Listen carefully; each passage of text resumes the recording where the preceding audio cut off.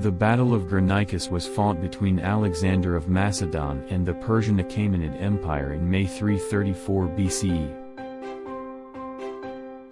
It was the first of three major battles fought between the two sides. Alexander had crossed the Hellespont with his combined Macedonian and Greek forces and stepped upon the shores of Anatolia.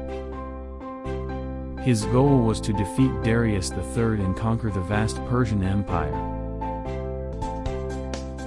The Greek mercenary Memnon of Rhodes advised to fall back and starve Alexander into retreat. But the Persian commanders decided to put the arriving Macedonians on the defensive by gathering their combined forces and wait for Alexander at the river Granicus. And opposed to meeting Alexander, now in battle, here at the river Granicus. This is Asia, where space is as vast as time and both are on our side.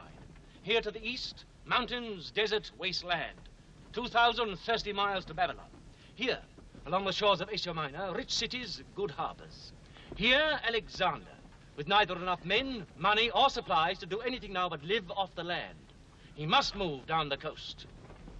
What do you propose? Retreat and destroy everything before him. Let him conquer nothing but burn out crops and lands and cities, and then, when his supplies are gone, his lines cut, at a time and place of our choosing. Retreat before this boy?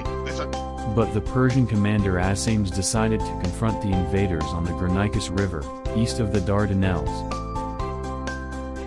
Macedonian and Persian armies encamped on the opposite banks of the Granicus and did not move for the rest of the day.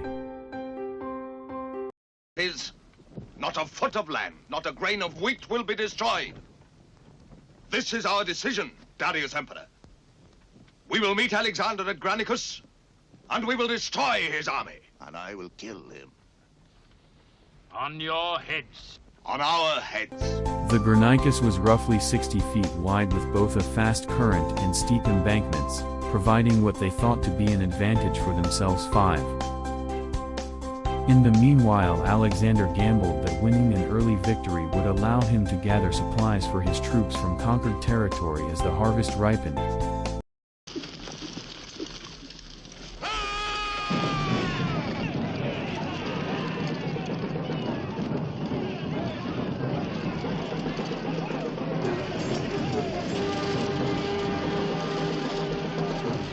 Both armies then formed up and started the battle with their cavalry. Diodorus then describes the personal combat of Alexander with the Persian nobles, which differs slightly from the account of Arrian and Plutarch. When many of the Persian commanders were slain and the Persian cavalry was pushed back everywhere, the Persian cavalry opposite Alexander was routed. The rest of the Persian cavalry joined them in flight.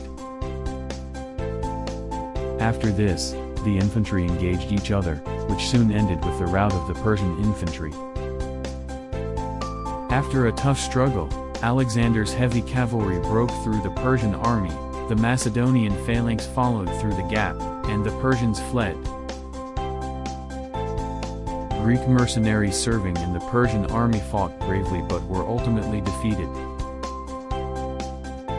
The Macedonians suffered 115 casualties, while the Persians suffered 5,000 to 6,000 casualties. However, the battle very nearly cost Alexander his life.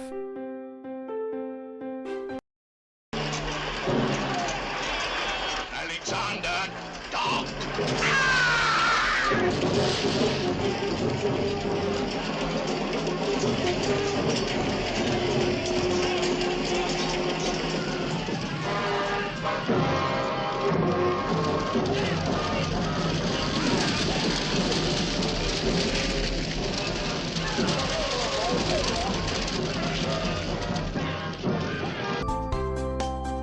The Battle of Granicus established the Macedonians on enemy soil and allowed Alexander to replenish his empty supply stores.